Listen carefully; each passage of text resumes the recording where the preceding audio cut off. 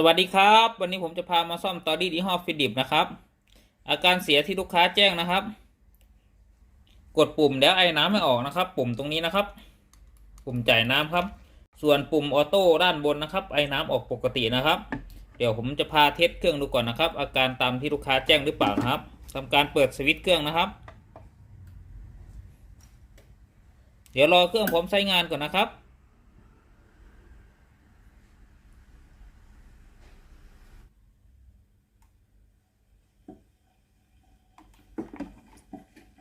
ตอนนี้หน้าเตาร้อนปกตินะครับ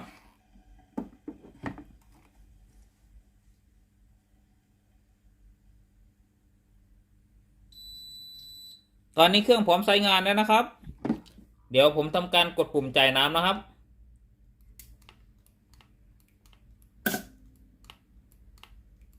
กดปุ่มจ่ายน้ำไหมนะครับแต่ไม่ได้ยินเสียงวาล์วน้ำทำงานนะครับเดี๋ยวผมจะทำการกดปุ่มออโต้นะครับตรงนี้นะครับจะทำการรีดผ้านะครับ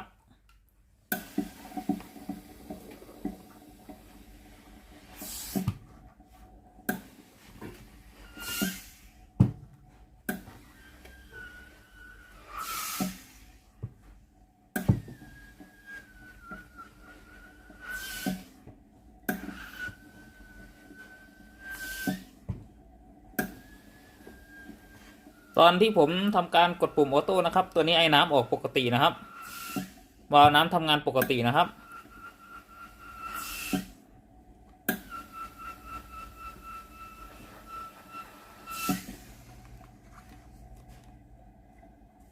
แต่ผมกดปุ่มจ่ายน้ำนะครับตัวนี้ไอ้น้ำไม่ออกนะครับอาการลูกค้าแจ้งไงนะครับคือกดปุ่มจ่ายน้ำนะครับไอ้น้ำไม่ออกแต่ว่าปุ่มออโต้ไอ้น้ำออกปกตินะครับ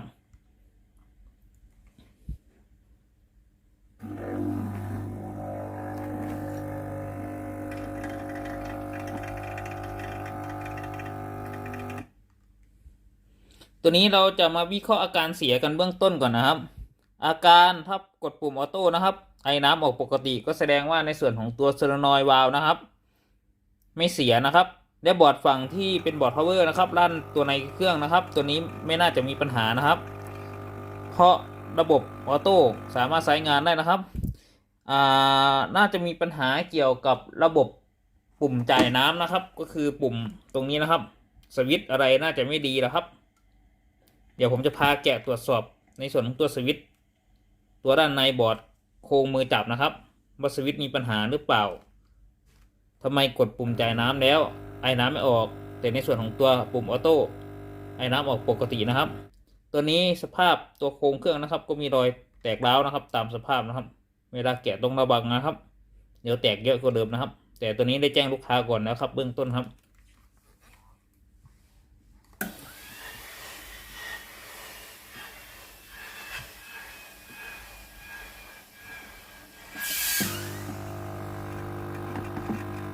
รอให้เครื่องเย็นก่อนนะครับเดี๋ยวพาแกะตรวจสอบในส่วนของตัวบอร์ดด้านหน้าเตานะครับหลังจากที่หน้าเตาเย็นแล้วนะครับเดี๋ยวผมจะพาแกะตรวจสอบในส่วนของตัวบอร์ดนะครับบอร์ดที่อยู่ในโครงของตัวเครื่องนะครับทำการขันน็อตก่อนนะครับ1 ตัว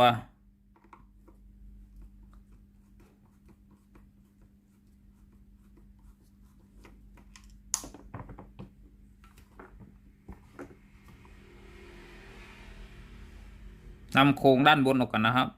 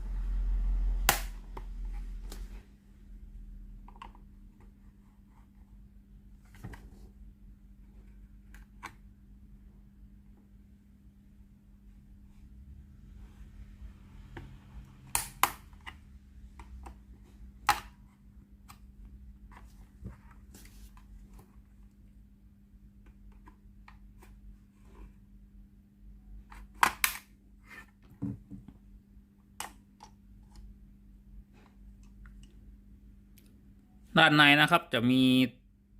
ตัวคลิปล็อกนะครับตรงนี้นะครับ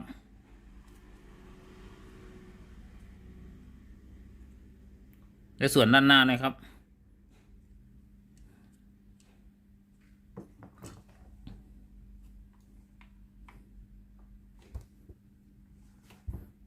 ทำการขันน็อตนะครับ3 ตัว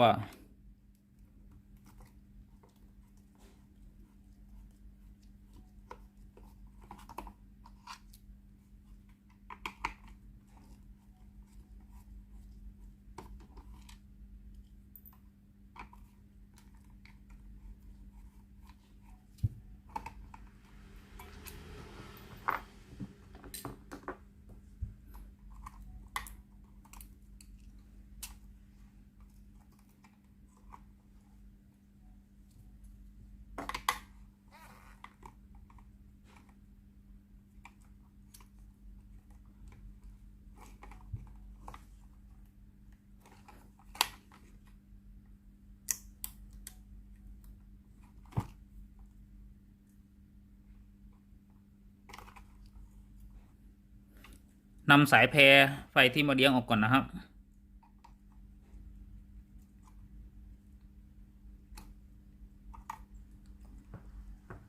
ผมจะพาแกะดูสวิตช์ตัวนี้นะครับมันมีปัญหาหรือเปล่านะครับแต่รูลักษณะและกดก็ได้ยินเสียงดังแต๊กๆอยู่นะครับมีตัวพลาสติกครอบในส่วนของตัวบอร์ดนะครับมีตัวล็อกนะครับทั้งหมด6 อันนะครับ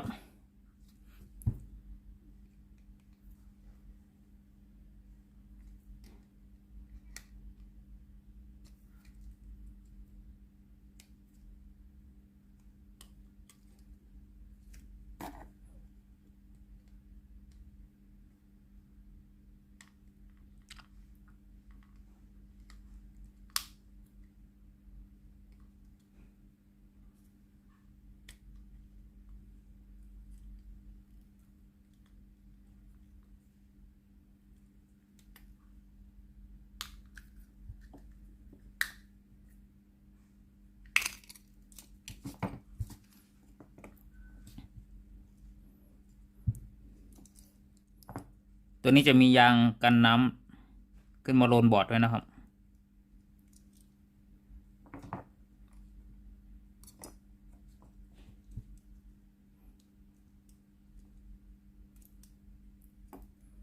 ส่วนตัวนี้คือแผงบอร์ดด้านหน้านะครับเวลาแกะระวังสายแพรตรงนี้ขาดนะครับกับด้านนี้นะครับจะพาตรวจสอบในส่วนของตัวสวิตช์ตัวนี้นะครับผมจะพามาวัดในส่วนของตัวสวิตช์กดปุ่มจ่ายน้ำนะครับให้ทำการตั้งมิเตอร์นะครับอยู่ที่คูณ1นะครับตัวไมโครสวิตช์นะครับที่เป็นปุ่มกดจ่ายน้ำนะครับตัวนี้นะครับสภาวะการทำงานนะครับก็คือกดติดนะครับก็คือเวลาวัดเข็มมิเตอร์ขึ้นนะครับปล่อยดับนะครับสภาวะมี2 สภาวะนะครับของตัวไมโครสวิตช์ตัวนี้นะครับ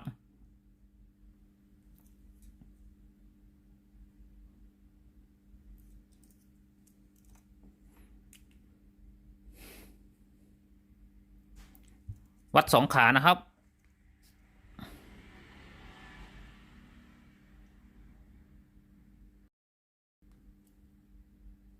ตอนนี้เข็มมิเตอร์จะยังไม่ขึ้นนะครับเดี๋ยวผมทำการกดสวิตช์นะครับ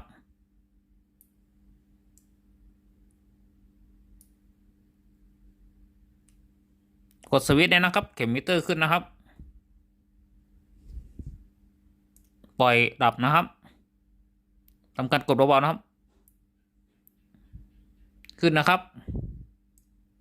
ปล่อยดับนะครับขึ้นนะครับปล่อยเข็มมิเตอร์จะลงนะครับนี่คือสภาวะการทำงานของไมโครสวิตช์นะครับเดี๋ยวผมจะลองกดสวิตช์เบาๆดูนะครับเข็มมิเตอร์จะไม่ขึ้นนะครับต้องกดให้สุดนะครับปกติแล้วเวลากดสายงานนะครับในส่วนของตัวพลาสติกนะครับจะกดไม่สุดอย่างนี้นะครับ พลาสติกจะกดแค่นี้นะครับ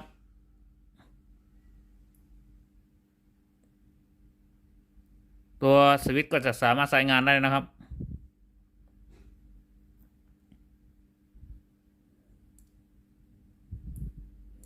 ก็แสดงว่าในส่วนของตัวไมโครสวิตช์ตัวนี้นะครับ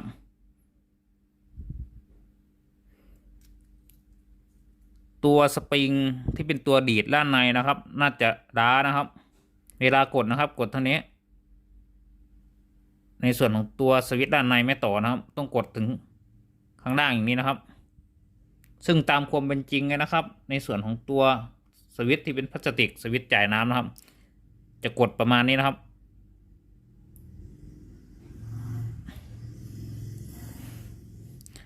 ก็แสดงว่าในส่วนของตัวไมโครสวิตช์ตัวนี้น่าจะไม่ดีนะครับก่อนทำการเปลี่ยนในส่วนของตัวไมโครสวิตช์นะครับเดี๋ยวผมจะทำการลองเครื่องอีกรอบหนึ่งนะครับ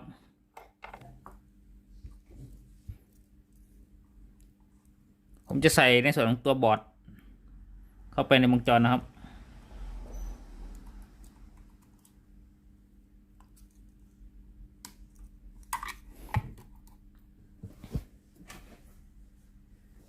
เดี๋ยวทำการเปิดเครื่องลองอีกรอบหนึ่งครับทำการเปิดเครื่องนะครับ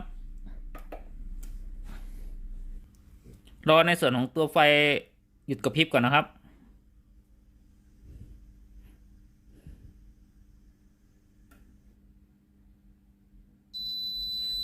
ตอนนี้เครื่องพร้อมใช้งานแล้วนะครับเดี๋ยวผมทำการกดสวิตช์จ่ายน้ำนะครับตรงนี้นะครับผมจะกดลงแค่ครึ่งเดียวก่อนนะครับตัวนี้ไอ้น้ำไม่ออกนะครับเดี๋ยวผมจะกดลงให้สุดเลยนะครับออกนะครับถ้ากดสุดไอ้น้ำออกนะครับถ้ากดประมาณครึ่งหนึ่งนะครับไอ้น้ำจะไม่ออกนะครับบางครั้งนะครับถ้าในส่วนของตัวไมโครสวิตช์ตัวนี้นะครับสวิตช์จ่ายน้ำเสียนะครับเวลากดนะครับจะได้ยินเสียงดังแต๊กแต๊กสองครั้งหรือแต๊กแต๊กแต๊กนะครับเหมือนยิงปืนเลยนะครับเดี๋ยวผมจะกดไมโครสวิตช์ให้ดูใกล้ๆนะครับที่เรากดกันก่อนหน้านี้นะครับเสียงดังแต๊กนะครับไม่ออกนะครับกดสุดลงนะครับออกนะครับแต๊กแต๊กตัวนี้ไม่ออกนะครับตามที่เราเทสครั้งแรกเลยนะครับเพราะว่าในส่วนของตัวสวิตช์ปุ่มจ่ายน้ำจะกดได้แค่นี้นะครับแต่ว่าตัวนี้น่าจะเกิดจากตัวสปริงหรือหน้า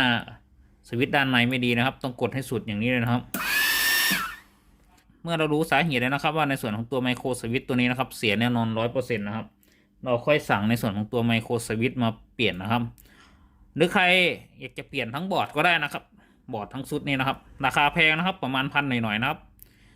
เราจะเอาในส่วนของตัวไมโครสวิตช์นะครับที่เราซื้อมาจากด้านนอกนะครับมาต่อขาแล้วมาบัดกีเข้าเครื่องก็สามารถใช้งานได้เหมือนกันนะครับแล้วก็ทนเหมือนกันนะครับประหยัดเยอะกว่าครับนำในส่วนของตัวบอร์ดออกจากวงจรนะครับเดี๋ยวพามาเปลี่ยนในส่วนของตัวไมโครสวิตช์นะครับ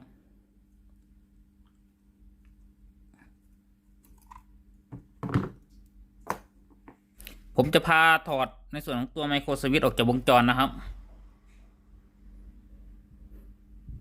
ทำการถอด3 ขานะครับตามที่ผมวงไว้เลยนะครับ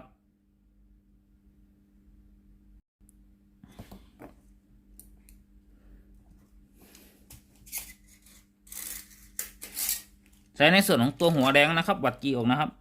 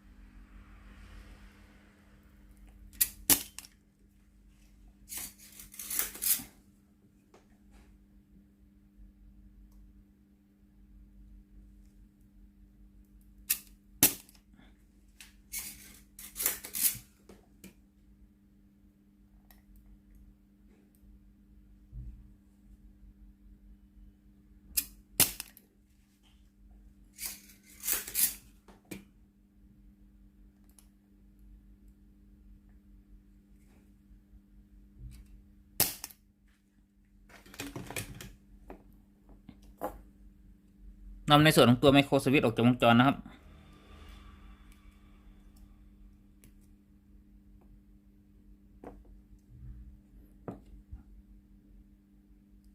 3 ขานะครับ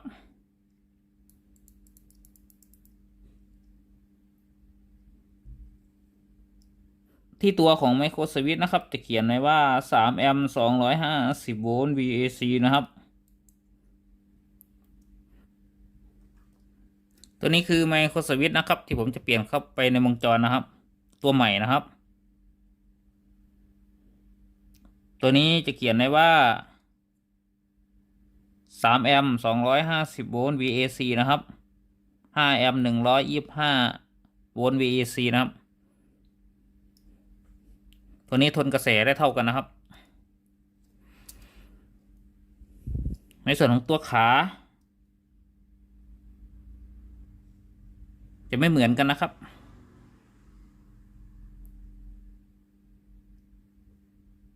ตัวนี้จะมีขาที่ยาวนะครับตัวนี้มันจะขา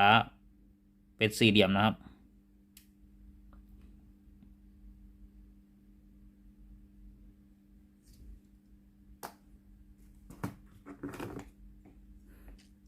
ผมก็จะพาตัดในส่วนของตัวขาที่เป็นสี่เหลี่ยมออกก่อนนะครับ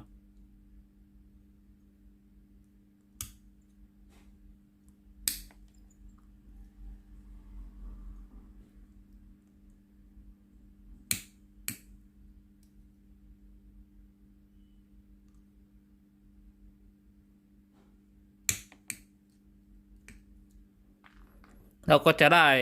ขามาเป็นอย่างนี้นะครับสั้นๆอย่างนี้นะครับส่วนที่เหลือนะครับเราก็จะทำการต่อขานะครับผมจะใช้ในส่วนของตัวขาอุปกรณ์นะครับขาที่เป็นในส่วนของตัวอะไหล่นะครับตัวนี้ผมจะใช้ขา LED นะครับเพราะว่าขา LED มันยาวเราไม่ต้องใช้ยาวถึงขนาดนี้ส่วนตัว LED เราเก็บไว้ใช้งานนะครับตัดให้สั้นพอที่จะเหลือไว้ใช้งานนะครับจะทำการต่อในส่วนของตัวไมโครสวิตช์นะครับให้ขามันยาวขึ้นมานะครับ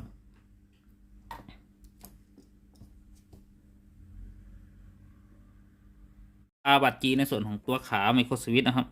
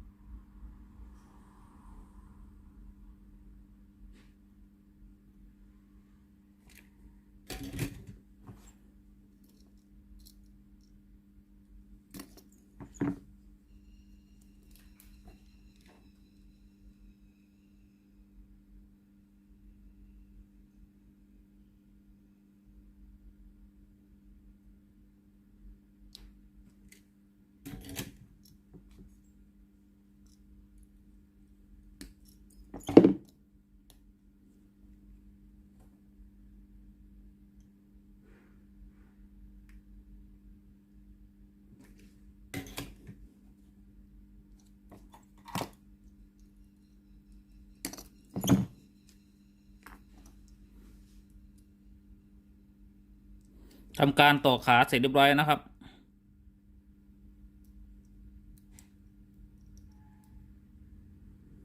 ถ้าเราสั่งซื้อในส่วนของตัวบริษัทนะครับจากที่ในส่วนของตัวไมโครสวิตช์ตัวนี้นะครับเสียอย่างเดียวนะครับบริษัทจะขายพร้อมกับคู่บอร์ดตัวนี้ให้เรามาด้วยนะครับซึ่งราคามันจะสูงนะครับเดี๋ยวจะใส่ในส่วนของตัวสวิตช์เข้าไปในวงจรนะครับ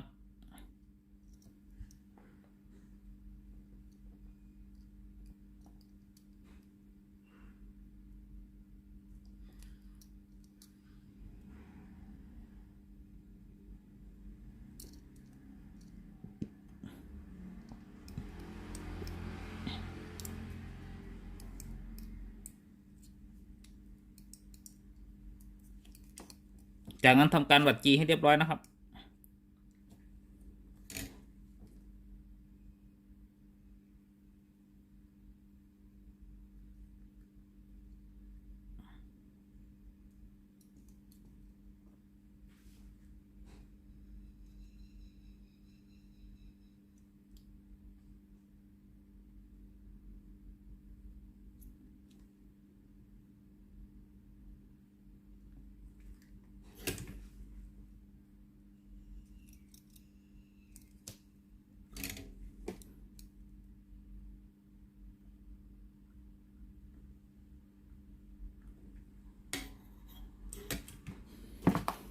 ทำการตัดในส่วนตัวขาอุปกรณ์นะครับ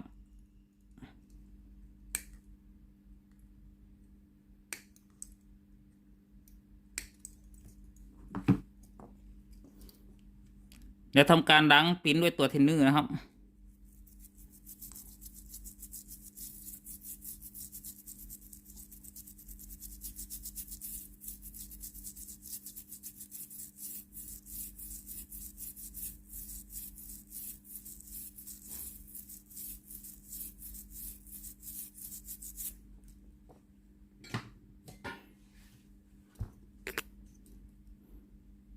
ทำการประกอบในส่วนตัวบอร์ดเข้าไปในวงจรนะครับ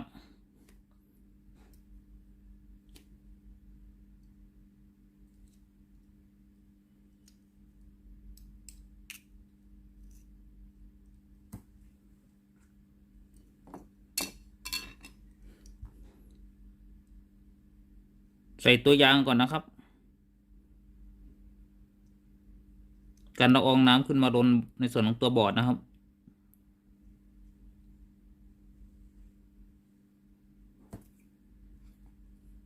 โครงพลาสติกสีขาวครับ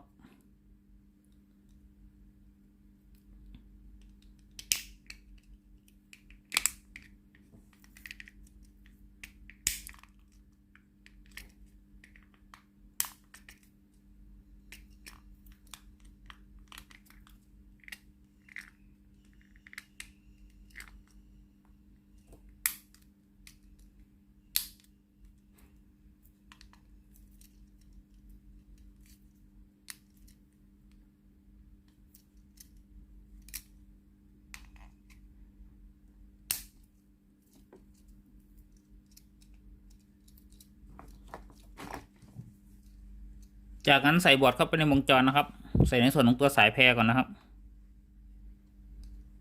สายแพรตัวที่ผมเสียบนี่นะครับเวลาถอดนะครับพยายามใช้ในส่วนของตัวครีมตัดนะครับหรือครีมจิ้งจกนะครับหนีบตรงนี้ให้แน่นนะครับถ้าเกิดว่าหนีบไม่แน่นนะครับใช้มือดึงเลยนะครับสาย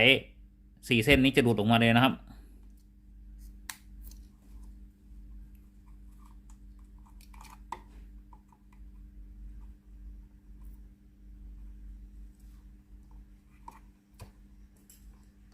จัดสายอีกรอบหนึ่งครับ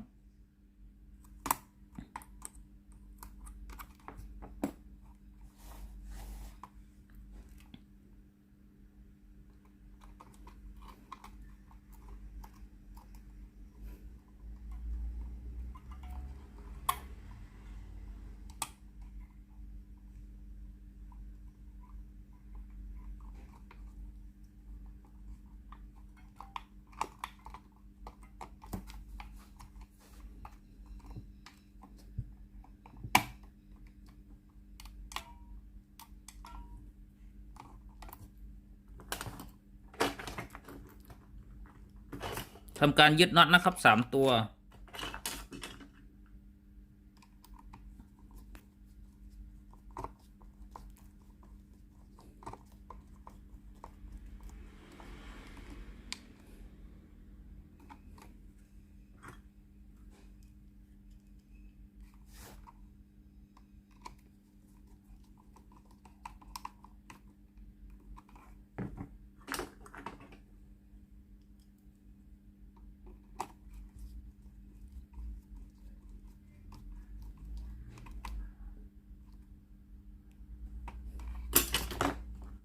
ก่อนประกอบในส่วนของตัวโครงบนนะครับเดี๋ยวทำการลองเครื่องดูอีกรอบหนึ่งก่อนนะครับ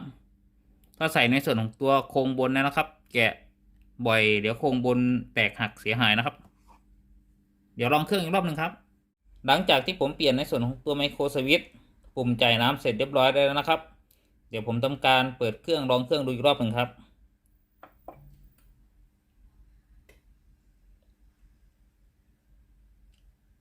เดี๋ยวรอไฟด้านหน้าหายกระพริบก่อนนะครับเครื่องพร้อมใช้งานเดี๋ยวกดปุ่มจ่ายน้ำดูนะครับ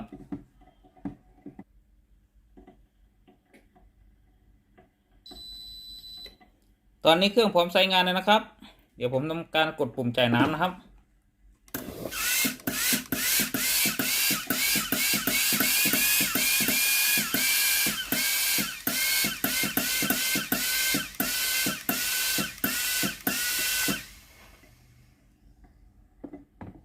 ตัวนี้ปุ่มจ่ายน้ำนะครับสามารถกดใช้งานได้ตามปกติเลยนะครับ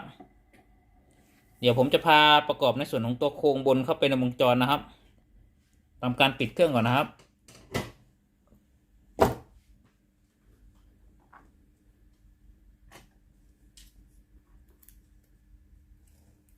นำในส่วนของตัวโครงบนนะครับ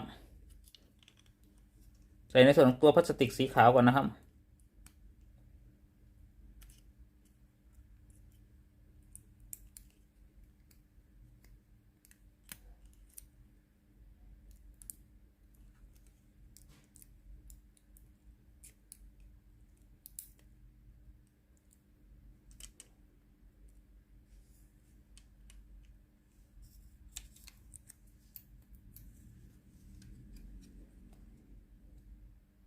ใส่ด้านหน้าก่อนนะครับจะมีเกี้ยวอยู่นะครับตรงนี้แย่เข้าไปก่อนนะครับ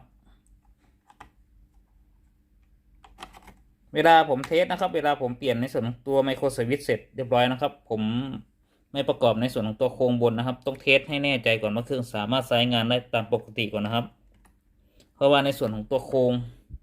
ตรงนี้แตกร้าวไว้นะครับถอดแกะหลายรอบนะครับเดี๋ยวมีปัญหาโครงแตกนะครับ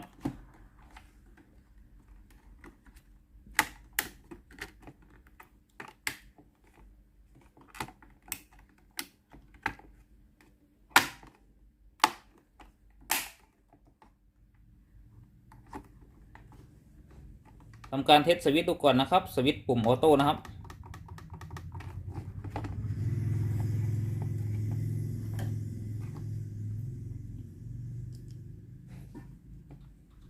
ทำการยึดน็อตนะครับ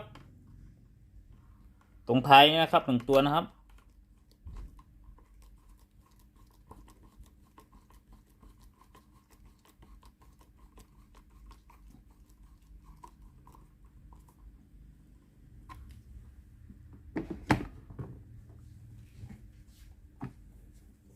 เปิดเครื่องลองดูอีกรอบหนึ่งครับ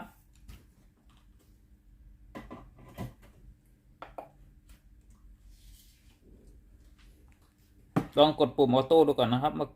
ไฟแสดงสถานะติดหรือเปล่านะครับตัวนี้ติดปกตินะครับ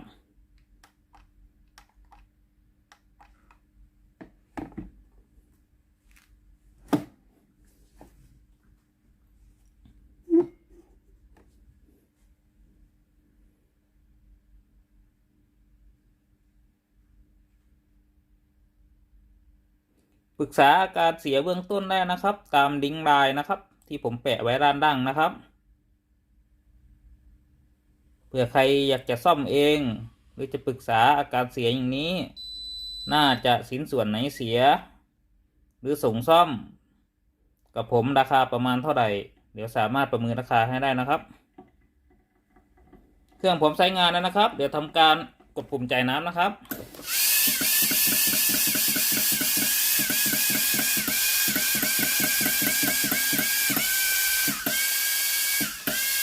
ตัวนี้ไอ้น้ำออกเลยนะครับแต่ในส่วนของตัวหน้าเตานะครับได้ยินเสียงดังวิดวิดนะครับก็คือหน้าเตาเริ่มจะตันแล้วนะครับอาการเสียงดังวิดวิดอย่างนี้นะครับเสียงตามนี้นะครับอาการเสียงดังวิดวิดตามนี้เลยนะครับผมพยายามแกะในส่วนของตัวหน้าเตาออกมาล้างนะครับแต่ไม่หายนะครับล้างในส่วนของตัวคราบหินปูนคราบตะกันนะครับที่หน้าเตานะครับถอดน็อตออกมาล้างหมดเลยแต่ไม่หายนะครับไอ้น้ำน่าจะมาเบียดกันออกช่วงนี้นะครับช่วงด้านในตรงแถวนี้นะครับเพราะว่า ด้านบนนะครับ แกะออกมาหมดแล้วไม่หายครับเปลี่ยนทั้งหน้าเตาหายแน่นอนครับแต่ก็ต้องแจ้งลูกค้าก่อนว่าเครื่องสามารถใช้งานได้แล้วไอ้น้ำออกถ้าจะเปลี่ยนในส่วนของตัวหน้าเตาก็ให้ลูกค้าตัดสินใจว่าจะเปลี่ยนหรือเปล่าสรุปอาการเสียของเตารีดยี่ห้อฟิลิปนะครับอาการกดปุ่มจ่ายน้ำแล้วไอ้น้ำไม่ออกนะครับแต่กดในส่วนของตัวปุ่มออโต้นะครับเครื่องสามารถใช้งานได้ปกตินะครับตัวนี้มีอะไรเสีย1ชิ้นนะครับก็คือในส่วนของตัวไมโครสวิตช์นะครับขอบคุณครับที่รับชมคลิปวิดีโอครับขอบคุณมากๆครับฝากกดไลค์กดแชร์กดติดตามให้ผมด้วยนะครับขอบคุณครับสวัสดีครับผม